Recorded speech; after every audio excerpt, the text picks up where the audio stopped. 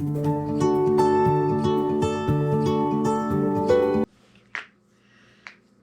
YouTube, greetings from StoneCabinAdventures.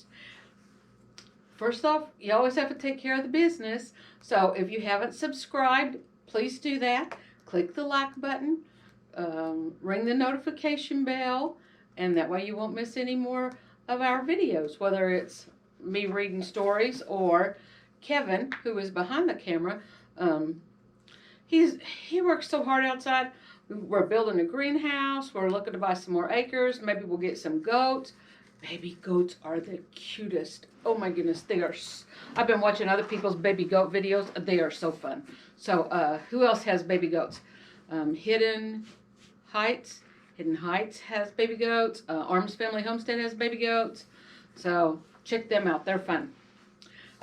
Pinky has made it home from trying to find her boss who is down in his mine.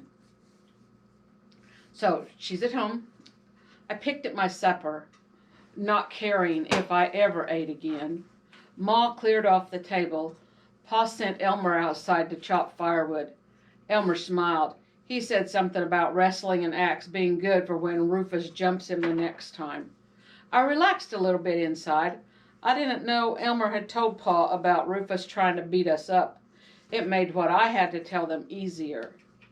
Ma took my plate away and gave me 2 cookies and a cup of cold milk. She sat down facing me. I pushed the treats back.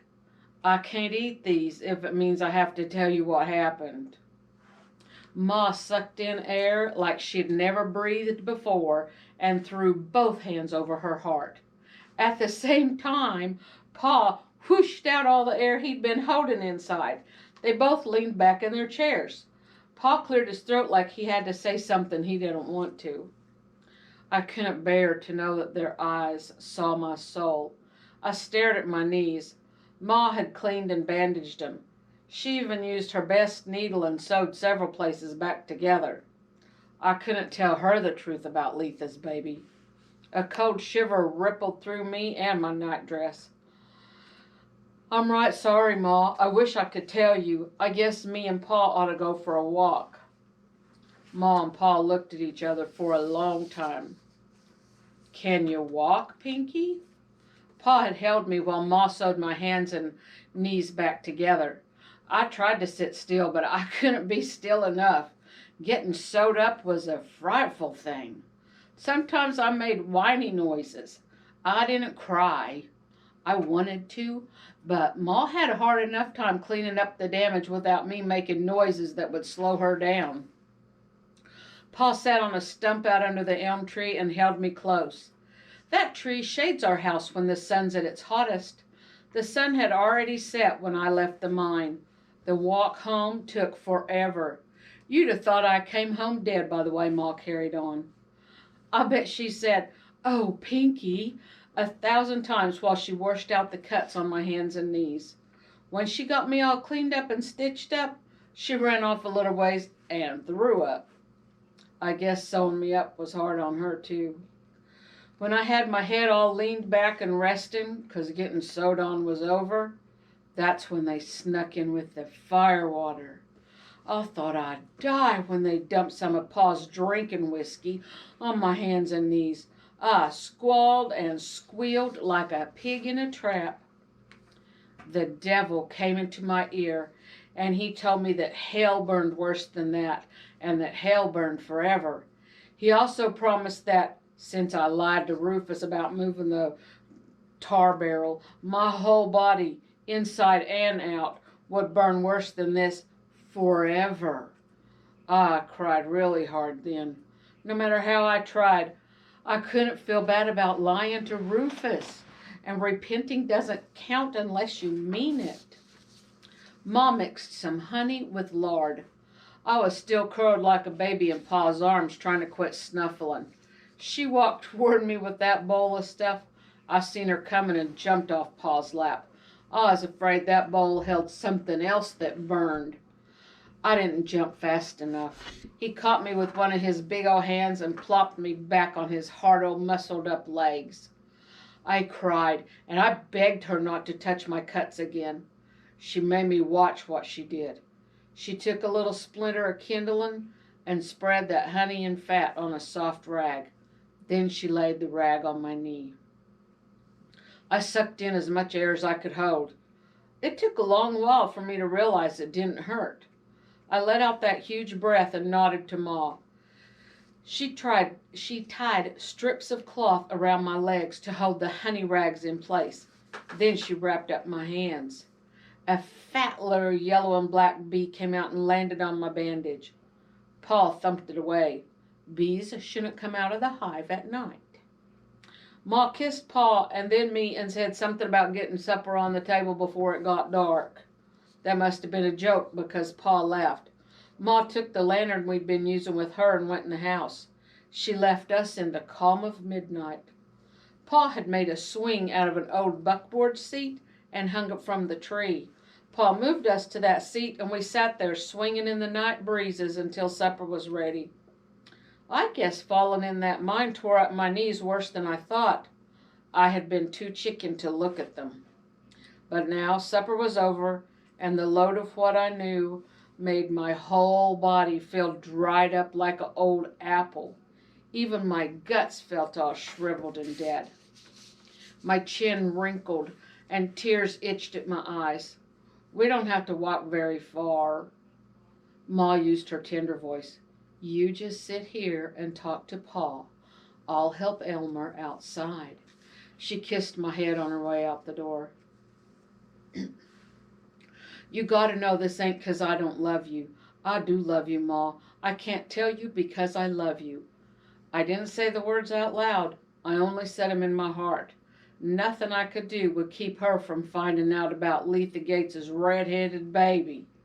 I could, at least, keep her from finding out till the baby got born. And I could pray. I prayed that baby had brown hair like Letha and Rufus.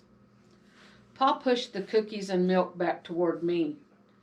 You can eat the treats, whether you tell me what happened or not. I bit into one of the cookies. Ma baked them after sewing up my knees. She made better cookies than anyone in the whole county. Everyone said so. I think these were the best ones ever. But that first bite of cookie tasted like the dust in Mr. Harkin's mine. It's a long story. I croaked out the words. Pa nodded and tried to smile. Pinky girl, most really good stories are long stories. This isn't a good story. It is a bad one. My stupid chin did that wiggly thing that it does when I cry. He reached over to pat my hand, but I jerked it away. He made a sad sound and patted my arm instead. It'll be okay, Pinks. Just tell me where it all started. I puzzled over that and smiled a tiny smile as I remember eating those radishes. I guess it started with Mr. Harkin's table. Pa's eyebrows danced. Did you fall off it or break it? I thought about falling off of a table, and I wondered what I'd be doing standing on a table. I remembered looking in through the saloon doors one time and seeing one of the fancy ladies prancing around on the table so the men could see her legs real good. Nobody could dance on his rickety old table. Mr. Harkin's lunch and supper from yesterday is still on his. I figured if he didn't show up pretty soon, he wouldn't pay me for cleaning his house and cooking his food. Pa snorted out a laugh at that. Why won't he eat the food you cook? Ma says one day soon you'll be out cooking her. Well, if he would come home he could eat it, but he didn't sleep in his bed either. It's easy to keep a house clean when no one lives in it. Both his eyebrows lifted. I could see his eyes open really wide. Are you taking good care of his animals? Well, that's what took so long to get home. I had Maggie tied down by the creek. I had to take her back to the barn, and I had to feed the pigs. The chickens were already roosting, but they were out of water, so I carried their water jug down to the creek to fill it. I couldn't bend my knees enough to dip it full of water, so I had to take off my boots and wade in. That cold water felt good. I stood there for a long time. I must have dozed off 'cause falling in the water woke me up. So the chickens have water for tonight and tomorrow? I nodded. I forgot to latch the door on the chicken house to keep out the varmints. I had to walk back 351 steps to shut it right. My knees hurt bad, so I walked stiff-legged. You could have just come straight home. I'd have gone over there and checked on the animals in the morning. He would have, and I knew it, but I couldn't stand the thought of being a quitter. You weren't hired on to be his helper, Pa. I was. It's my job. He smiled. You and I can ride over there in the morning on Patches. We'll figure out what happened to Mr. Harkin to keep him away for so long, and I'll help you with the chores. I shook my head so fast something popped in my neck. Ouch! I tried to grab my neck, but my hand bumped my head, and it felt for all the world like I'd torn out every stitch Ma put in my hand. Ouch!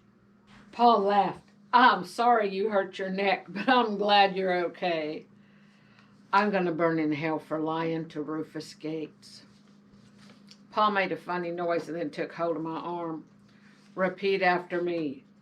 Dear God, help me quit lying to Rufus Gates, no matter how much fun it is. Amen. I tried to repeat that prayer, but I couldn't pray a lie. Dear God, if I can't quit lying to Rufus, help me not enjoy it so much. Amen. Pa laughed really loud. I figured Ma and Elmer must have heard him. Maybe Pa laughing would make Ma feel better about having to leave. He ate one of my cookies in 2 bites. I took a little nibble. I washed it down with a whole cup of milk. I felt better then. Maybe sometimes repenting can be done in steps. Thank you guys for listening, for watching. This whole YouTube experience has been an amazing adventure. We want you guys along with us while we're on our little stone cabin adventure. Kevin, Lorelei, we both want you to like, subscribe, ring the notification bell, share it with your friends, watch it over and over. We don't care. Anyway, thanks for listening to episode 5 of The Life and Times of Pinky Calhoun. More later.